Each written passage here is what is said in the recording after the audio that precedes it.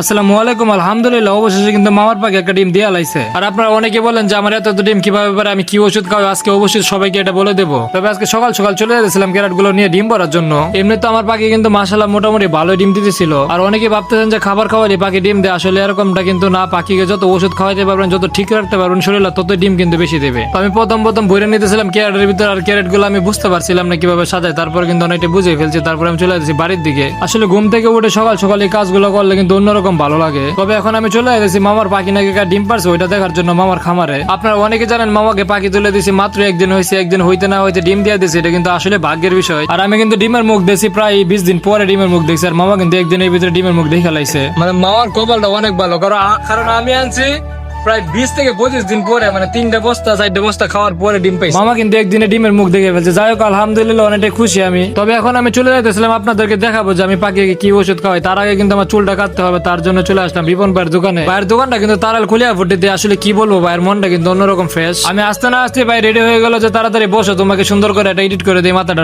ভাই আমাকে বলতেছিল তুমি তো ভিডিও এডিট ভালোই পারো। আর আমি বললাম যে ভাই আমি ভিডিও এডিট পারি, আর আপনি কিন্তু মাথার এডিট পারেন। এই কথা বলার পরে হাসতেছিল। দেখেন আমার ফাইনাল লুকটা আলহামদুলিল্লাহ মোটামুটি ভালোই, কিন্তু ততটা খারাপ না। তবে নিজের প্রশংসা করাও কিন্তু ভালো না। যাই হোক, আবার ভাই কিন্তু আসতেছিল, আমি হাসতেছিলাম। তো আমরা এখন চলে যাবো ওষুধের দোকানে ওষুধ নেওয়ার জন্য। মামার পাখির জন্য আমি ওষুধ নিতেছিলাম লিভারের আর হইতেছে কিডনির, আর আমার জন্য আনতেছিলাম ডিমের জন্য। আসলে ডিমের জন্য কিন্তু এই 3টা ওষুধে বেস্ট। জিঙ্ক যেগুলো আছে এগুলো খাওয়াইলে কিন্তু আলহামদুলিল্লাহ ভালো ডিম দেয়। আর আপনাদের যাদের পাখি আছে অবশ্যই চেষ্টা করবেন এই 3টা খাবার খাওয়ানোর জন্য। 3টা খাওয়াইলে আলহামদুলিল্লাহ দেখবেন ডিম আগের থেকে অনেকটা ভালো হয়ে যাবে। মামার পাখির জন্য কিন্তু কিডনির এই ওষুধটা এনেছিলাম। তো এখন আমরা চলে যেতেছি বাড়িতে। তো সবাই ভালো থাকবেন। আসসালামু আলাইকুম।